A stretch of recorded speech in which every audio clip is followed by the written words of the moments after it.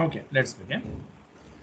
So we are here right now. Factors that influence supply of and demand for currency and thus influence exchange rate. So there are some factors which kind of influence the supply and demand for currency. Okay, and they also kind of influence the exchange rate. So the factors are relative inflation rates, relative interest rates, as interest rate parity concept I have explained yesterday.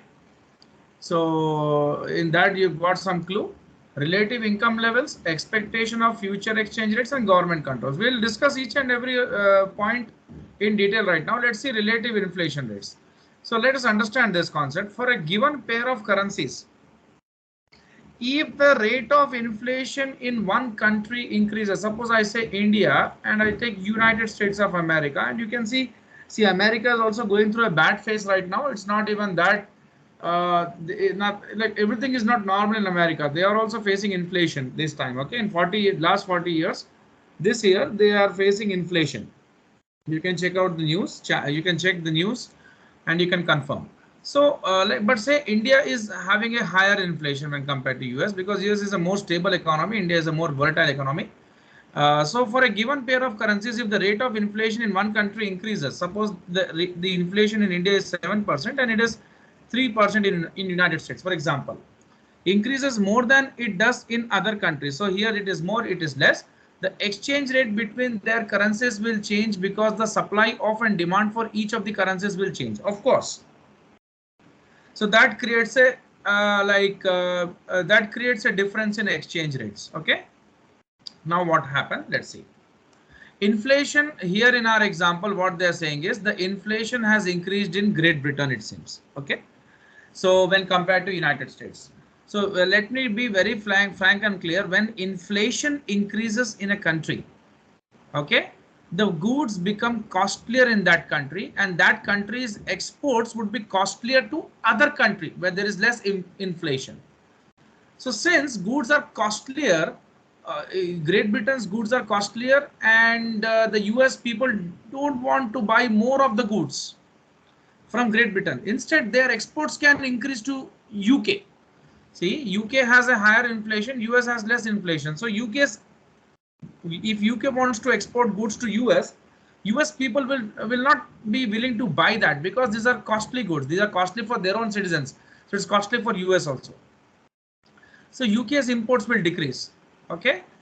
Sorry, UK's exports would decrease. See, I'm clearly explaining you. UK has high inflation. US has less inflation.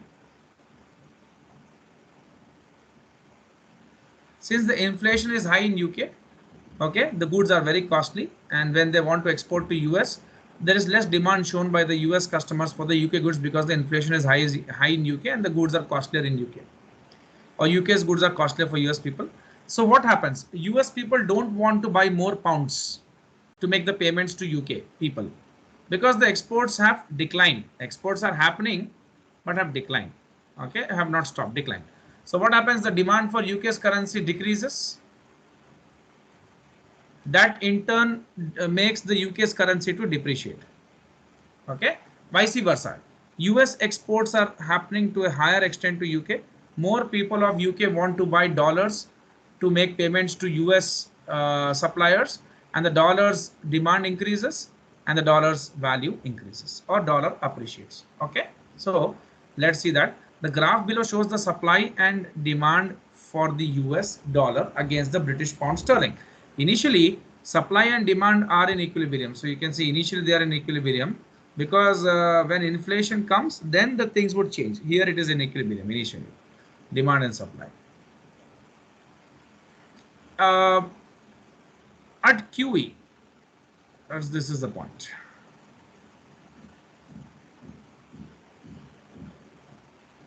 This is the quantity at which the demand and supply are equal at this particular price of US dollars in British pounds. So this much pounds they have to shell out for $1. Okay, at this exchange rate and at some quantity, the demand and supply are in equilibrium. But now what happens? You see, inflation in Great Britain suddenly increases substantially. while inflation in US remains the same. The increase in British inflation causes an increase in demand for US goods from British residents, as I said you clearly. So now because US goods cost less due to the lower inflation rate in the US, demand in Great Britain for US dollars to pay the US goods increases. Yes, and because of what happens, because of that, previously 0.60 pounds were enough to buy $1. Now 0.62 pounds would have to be paid for $1, and that makes the dollar to appreciate and the pound to depreciate. Okay, so now what happens? See, things get shifted. So now like you see, this is the curve at this point. Okay, now let's see. So demand in Great Britain for US dollars to pay for US goods increases. As a result, demand curve for US dollars shifts to right. The demand shifts to right. US dollar demand shifts to right because high demand. Okay, given the inflation and given the same quantity, see the quantity is same. See, if you are a shift in demand curve, you may be knowing what is shift in demand curve. Like when income levels increase, the demand curve shifts. For example, if your income is like 10,000 rupees per month, okay, you will be buying 5 packets of chips for which is available for 10 rupees. When your income goes to 50,000 rupees, you will be buying 10 chips packets which is at the same price. Okay, because there's a shift in demand scene. So demand in Great Britain for US dollars to pay the US goods increase. As a result, the demand curve for US dollars shifts to right. Demand for the US for British goods and for the British pounds to pay for British goods decreases because prices of goods from Great Britain are higher due to inflation in the Great Britain. As a result, supply of US dollars on currency markets decreases since fewer US residents are using their dollars to buy British pounds. Yes, supply decreases. So dollar supply decreases because they don't want to buy more pounds, and dollar demand increases because more people want to buy dollars to make payment. More people in UK want to buy dollars to buy US goods. Okay, so the supply curve for US dollar shifts to left. Okay, sorry, I'm extremely sorry. Supply is here actually, demand and supply. So the combination of greater demand for US dollars and lower supply of US dollars causes the equilibrium exchange rate to increase from this to this. Okay, so things are in front of you. Purchasing power parity theorem. I'll explain you what is purchase power parity theorem. Don't worry. Interest rate parity, however, I've explained you yesterday, and that for relative interest rates, that was a very good concept. Okay.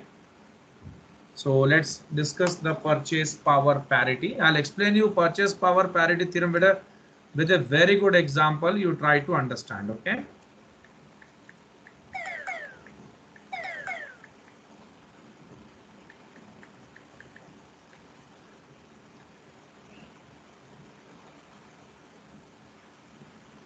Just a second.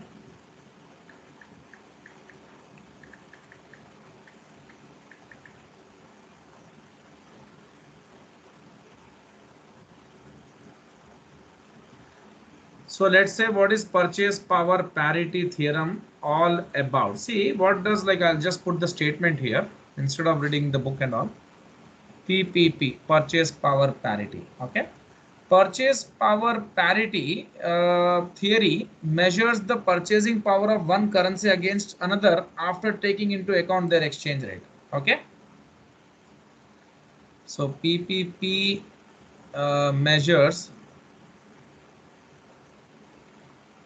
the purchasing power of one currency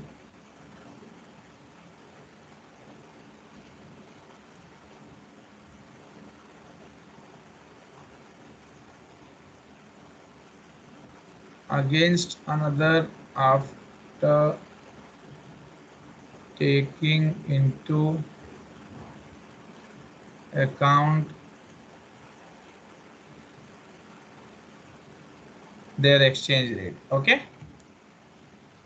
So what is happening is, taking into account the exchange rate simply means what? That you measure the strength of purchasing power of. So taking into account the exchange rate is nothing but you are seeing the purchasing power of, or purchasing strength of $1 with that of, let's say 50 rupees, let's say, okay, that means you can buy $1 for 50 rupees. Okay, so we will understand this PPP very clearly. So suppose if I take two countries into consideration, Canada or India or anything, or India with USA. So what the PPP says is, bundle of goods which ideally cost, bundle of goods should ideally, so I'm saying bundle of goods should ideally cost the same in Canada or India and the US. That means if you are getting one, if you are buying burger in India for, let's say 50 rupees, the same burger is available in America for $1. And $1, let's say, is 50 rupees. In my example, I'm taking $1 is equal to 50 rupees as my exchange rate. So can you think, can you see there's a parity or not? Yes, of course there's a parity, because if you buy a burger in United States, it's costing you $1. The same burger is costing you 50 rupees in India. Or if you go to United States, you have to give 50 rupees and buy $1 and buy one burger. So that means the same, correct? So we'll prove that how it happens. It actually purchase power parity should exist, or the market forces will make it, will make this happen. The purchase power parity should exist, or the market forces will make it happen. How? Okay. So let's say now, just a second. Now let's say, suppose $1 is equal to 50 rupees currently. And suppose in United States, cricket bat sells for $40. In USA, a cricket bat is selling for $40. Okay. While India, they sell the cricket bat for 750 rupees. Again, I'm saying $1 happens to be 50 rupees, the exchange rate. In United States, one cricket bat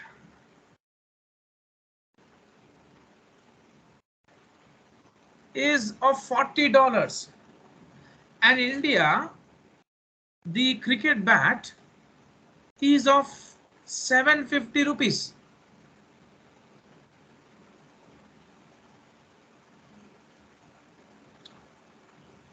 So if we see in India, when we convert this rupees into dollars, we see cricket bat is available for $15 in terms of US dollar.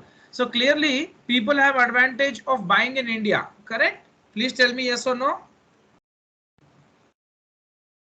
Because people are more happy to buy a bat in India because they are getting a bat for $15 here, and in US they're getting for $40. But you know, this thing is not going to be stable. Things are going to change. So what happens when the bats are available for $15 in India? The more and more people from United States would like to buy bats in India. So with this, what happened? Rupees demand increases, and rupee starts appreciating. Rupee starts appreciating, and $1 becomes 30 rupees. Why $1 becomes 30 rupees? Because more and more people from United States want to buy bats in India, which drives them to the banks to buy more and more rupees. Since they are showing a lot of demand for Indian rupees, the Indian rupees value would appreciate and the dollar's value would depreciate, because dollar supply is more, rupees demand is high, and rupees supply would be less. Very clearly, demand is high but supply would be less, because supply is for Indian people and now they have to supply for US people also. Here dollar supply is very high, dollar demand is less, which makes the rupee to appreciate. And in turn, what happens? Now the bats in United States have also lost its market. Why? Because now the United States suppliers or sellers know that the bats they're selling at $40 wouldn't be it would it not be easy for them to sell at $40. So the price of the cricket bat decreases in United States and becomes 30 rupees, $30. It becomes, please tell me how much? $30. So there are two events happening. The demand for bats in India is very high. Why? Because the bat cost is very less in India, and more US people want to buy in India. So they started buying more and more rupees, because of which the rupee demand is up and the rupee appreciates. Now, previously 40 rupees you used to pay for $1. Sorry, 50 rupees you used to pay for $1 as per the exchange rate. Now only 30 rupees you need to pay for $1. So that has created a demand of rupee, and the demand for the rupee has made it to appreciate. And the demand for the bats in US is very less, okay, and the supply is very high, because of which what has happened, that the bats cost has come down. Now let's say $1 is equal to 40 rupees. Let's say now the bat cost in United States is how much, and it's costing how much in India? How much it is costing in India?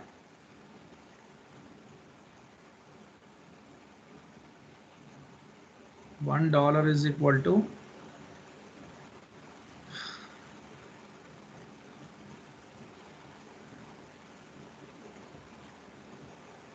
$1 is equal to 40.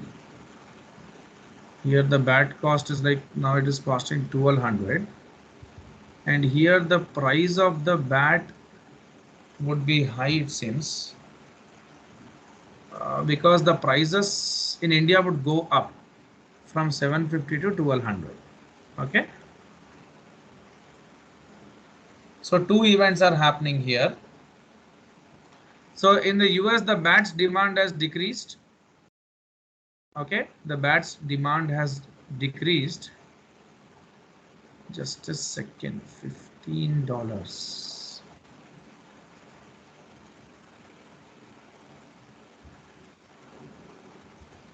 So now $1 is equal to 40.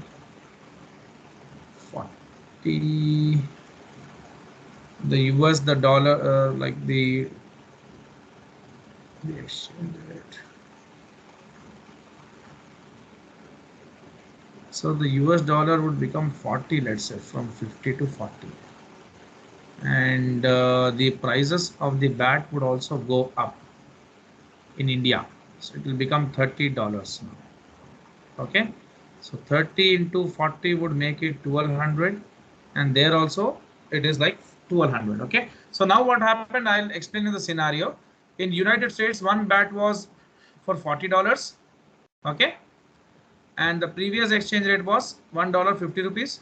In India, one bat was sold for 750. When I converted, it was 15 US dollars. So more people wanted to buy the bats in India.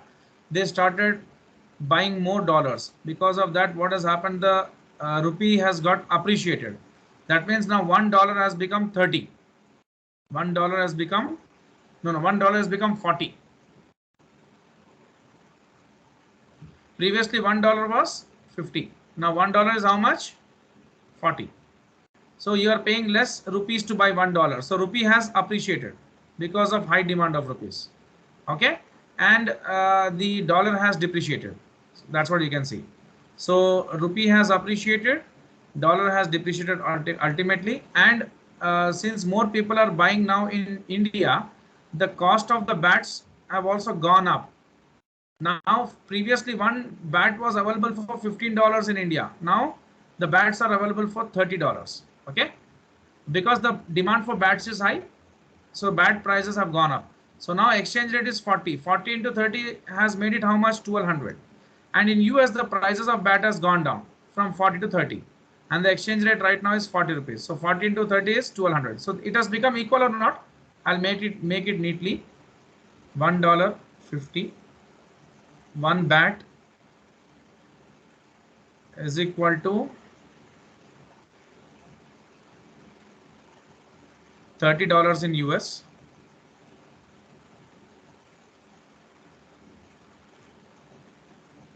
And in India, one bat is equal to 750 rupees. That is nothing but equal to $15. More people want to buy the bats in India.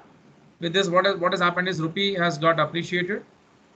$1 has become 40, and the bat price also, one bat has become $30.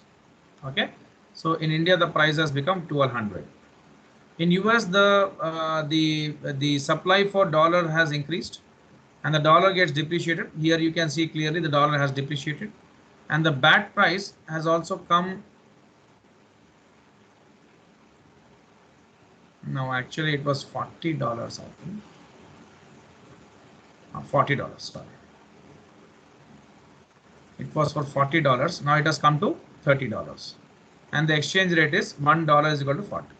So in US, the BATs, the dollar supply has increased, which has made the dollar to depreciate, and the BAT cost has also decreased. So $30 it has become. So $30 into 40 rupees, the exchange rate has made it 1200. So you can see both are equal, and there is a purchase power parity. Okay. The demand and supply forces will bring it like that. So PPP is done. Exchange rate, foreign price level of the good by domestic price level for the good. Okay, so if you want to find out the exchange rate, you can see in foreign how much the particular good is available for, divided by in your domestic market how much the good is available for. That will decide the exchange rate. Okay, for example, one apple is like it is available. So for example, one apple is available for 100 rupees, 150 rupees in United States, and India it is available for 75 rupees. So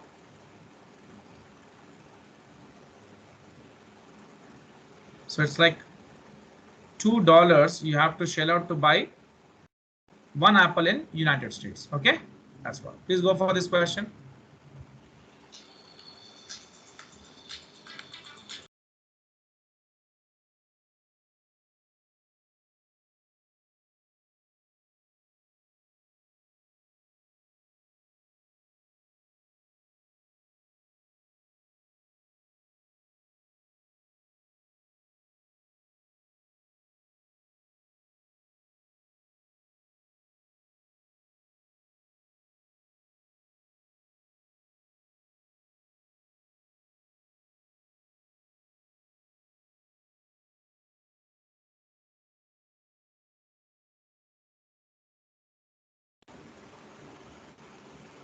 Please do the question.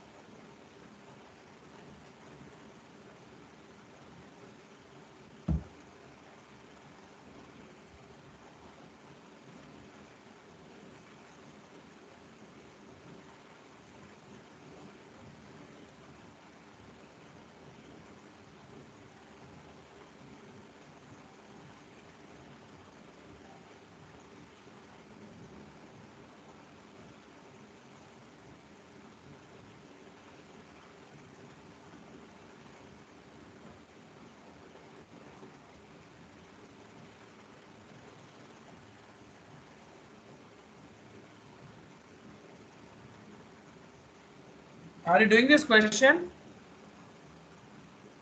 Hello. Yes, yes, sir. We're doing the question. Okay, okay.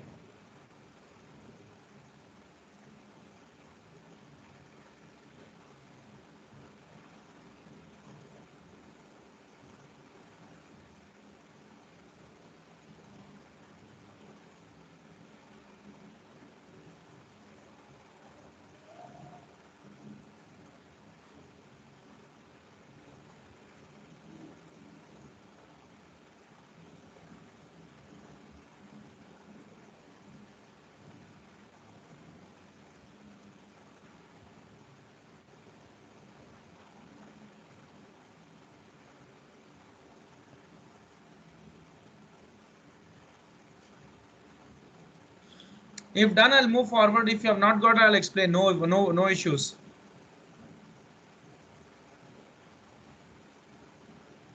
One minute, sir. Almost done with. Okay, you want me to explain or you understood?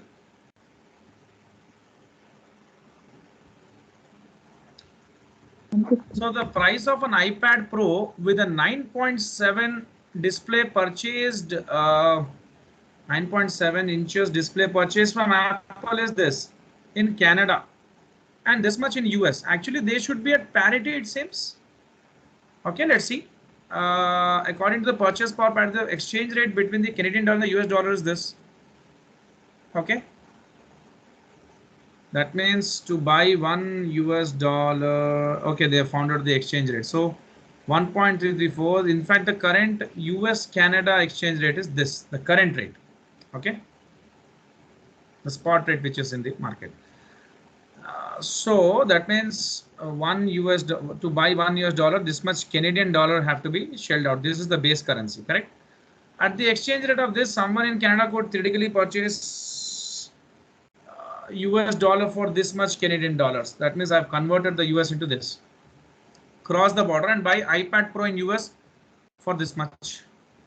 The equivalent of this much. Return with the iPad Pro to Canada and sell iPad Pro at this to make a profit of this. Of course, this calculation ignores transaction costs, sales or other value taxes, travel costs and possibly custom fees. When those are factored in US, actually they will be almost same, it seems. Okay, that's what the parity theorem says. They should be same actually in both the countries. Let's discuss about the relative interest rates. The second factor that influences exchange rates between two countries is relative interest rates in the two countries. So all of the following will cause the British pound sterling to appreciate against US dollar on currency exchanges. An increase in interest rate in Great Britain while the interest rate in US remains the same. Decrease in US interest rate. So in what case the British pound will appreciate? So what happens if the interest rates increase in Britain? More people from US want to invest in Britain. So Britain's currency will be appreciating and dollar would be kind of depreciating.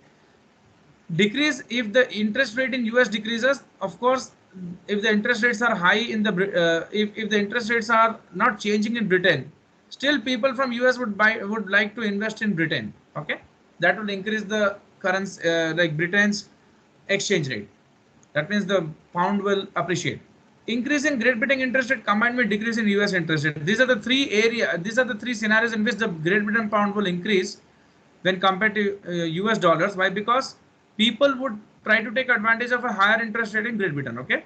Case number one is the Britain's interest rate is high, US interest rate is stable. Case number two is US interest rate is decreasing, British interest rate is stable. And third case is interest rate in Britain is increasing and the interest rate in US is decreasing. These three cases. Okay. So interest rates increase in Japan. Let's see. So what will happen? They are comparing the Japan's yen with the US dollar. Graph below shows the supply and demand for Japanese yen in terms of US dollar. Interest rates in Japan increases. So of course, what happens? People from US wants to invest more in Japan. So the supply of dollar increases and the demand for yen increases, and the demand for yen shifts the yen towards right. Okay, the demand is right. Let's see. So interest rates in Japan increase while interest rates in US remain the same. The increase in interest rates causes investors to in the US to move investments to Japan. Investors in US sell their dollars to buy yen. Demand for yen increases, causing demand curve to shift to right. Okay, and the supply of the US dollar is also increasing. Rightwards. No, yen is increasing because the demand for yen increases, causing demand curve to shift to right. Because interest rates in Japan are higher than the interest rates in US, fewer people in Japan will want to sell their yen to buy US dollars. So the supply of yen on currency market decreases, supply curve for yen shifts to the left actually. Because they don't want to invest in US, they want to in turn invest in Japan itself. So demand for yen would be high and supply for yen would be less. Supply of the dollar would be high. Okay. So price of Japanese yen in US dollars. So this is 1 yen is this many dollars. Okay. So because interest rates in Japan are higher than the interest rates in US, fewer people in Japan will want to sell their yen to buy US dollars. So the supply of yen on currency market decreases. The supply curve for yen shifts to left. The result is an increase in equilibrium exchange rate for the yen.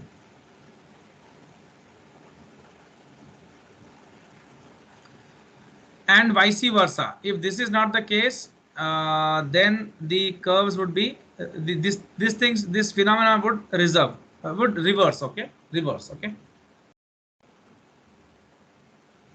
relative income levels. Now, relative income levels. Let's understand this.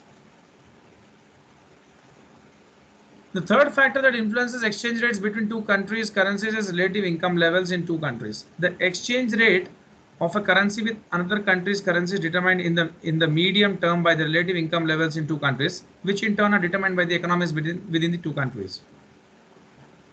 When the US is experiencing a recession, more people will be unemployed. Yes. So less will be spent on imports in the US. Lowering spending on imports to the US leads to lower demand for foreign currencies to pay for the imports. That's what.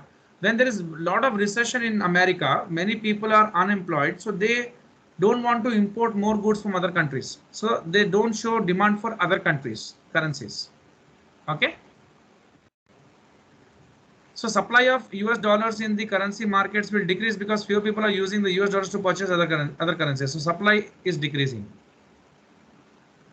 The supply curve for US dollars will shift to left, while the demand for US dollars remain the same, causing equilibrium exchange rate for US dollars to rise. That means the demand for the US dollars is same for their own country people, only supply decreases. That's it. But in expanding economy, it will be vice versa. In expanding economy, supply for US dollars will increase. Why? Because they'll be trying to buy more and more foreign goods when the economy is expanding. The demand would be the stable. That's it. So in an expanding economy, the opposite of the above scenario will take place. Because the US economy is expanding, the incomes in US are increasing. US residents will buy more imported goods. Supply of US dollars in currency markets will increase because the US residents are using their dollars to buy other currencies so they can pay for imports. The increase of supply will make it a shift rightwards, decreasing the price for the US dollar. Okay. Now, expectations of future exchange rates and the government controls. These are the concepts. See, transactions in foreign currency are made not only to facilitate foreign trade but also for financial purposes such as speculating or investing. A fourth factor that affects exchange rates is expectations in the market of future exchange rates. Foreign exchange market participants, particularly speculators, see what speculators do is they trade in currencies. So they think that if the dollar is going to increase in the future, they want to buy more and more dollar right now. With which what happens, the dollar's demand would be high. Okay. So let's see what they're saying. Foreign exchange market participants, particularly speculators who trade in currencies, react to economic and other news that may have a future effect on exchange rates. The trade-related foreign exchange transactions are less responsive to news and expectations than financial transactions are. The release of economic data for a country can affect exchange rates for country because the economic data reflects the country's economic health. For instance, if economic data indicates inflation is increasing in the US, currency traders may sell US dollars because they expect a future decline in the value of the US dollars. Why? Because people will not be demanding more of US dollars because inflation is high in the country. So goods will be costly. US goods will be costly for other countries. So they won't show demand for US dollars. In turn, the US guys have to buy goods from other countries. So US dollar would decline. So the speculators do that because speculators are the one they want higher value for dollar when they sell. So increased selling can exacerbate any decline that would take place due to foreign trade. Political instability in the country can also make the currency levels to go down. Okay, because people see it is all expectation. Expectation is what people see. That would create a what we say that will create a confidence in the people regarding a particular economy, and they would like to invest in that economy. So they would like to buy that country's currency to a higher extent. So if there's a political instability in US, then no one would like to like trade with US, so dollars will decline. And expectations of future interest rates also we have discussed right now. If the interest rates are going to be higher in some other country, then definitely more people would like to invest in that country, isn't it so? For example, so large budget deficit in a country will make its debt less attractive to foreign. See, expectation of future interest rate changes can also drive currency exchange rates. For example, a large deficit, budget deficit,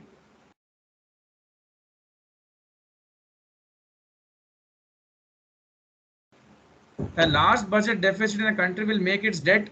Budget deficit is nothing but like they have less exports and more imports.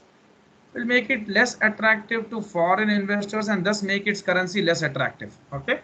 Budget deficits encourage inflation in a country. When there is an inflation in a country, the goods would be costlier. So no one would be willing to buy the goods of that country. So reaction of currency markets to news can make exchange rates very volatile. Yeah, people when they like based upon the news, they kind of create their perception, and based upon that the currency exchange rates fluctuate. Government control, see, country like governments can also intervene to kind of control the exchange rates.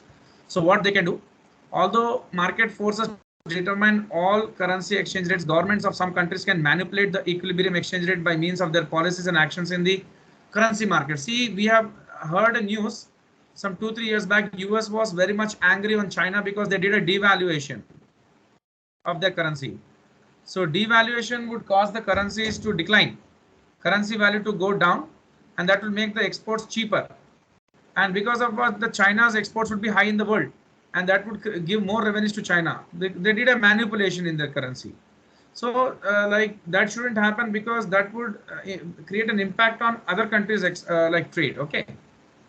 So foreign exchange barriers such as restricting the exchange of their country's currency for other currencies. That means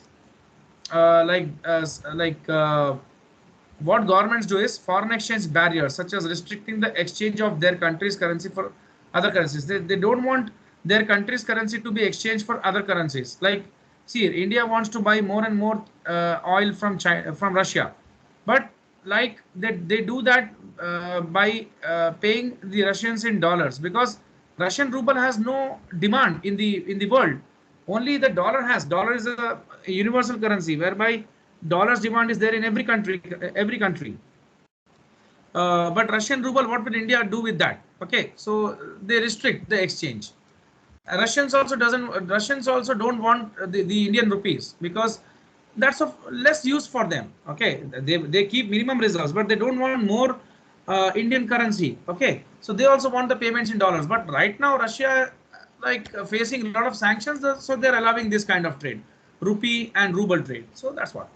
Foreign trade barriers such as tariffs can limit the amount of imports coming into country. Yeah, tariffs can play a bigger role. So the limitation of imports in turn has same effect as would a recession in the country. Less is spent in the country on imports because the tariff both limits the amount of imports coming and increases the price the end user. So tariff would kind of increase the prices of foreign goods. That would create a less demand for foreign goods.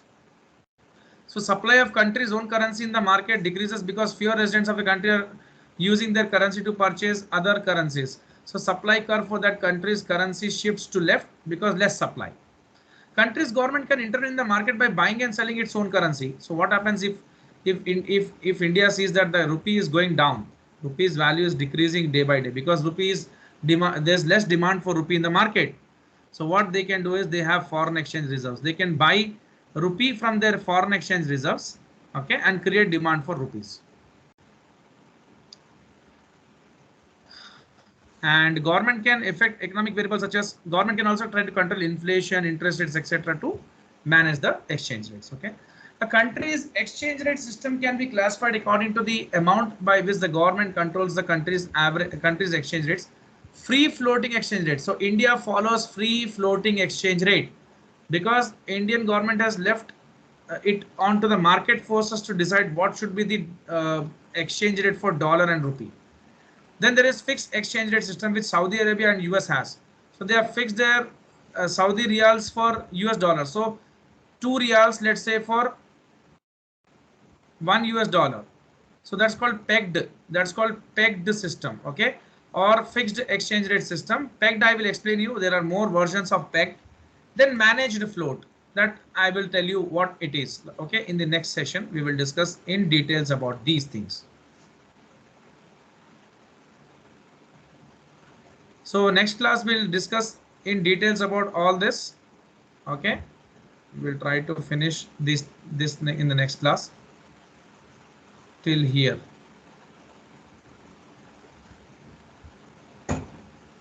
Okay, then we will finish till here. Then next session would be on managing exchange rate. Okay, thank you. Thank you, sir.